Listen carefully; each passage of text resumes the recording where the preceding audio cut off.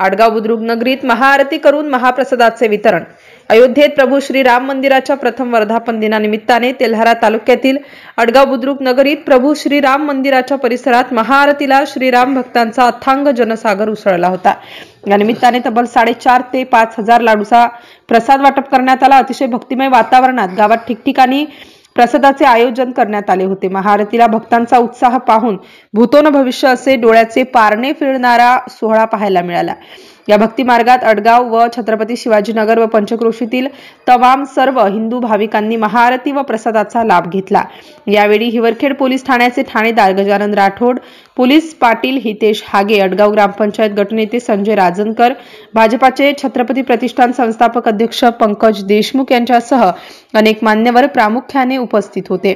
MCN news Marathi करिता दीपक रेडे, प्रतिनिधी अडगाव बुद्रुक।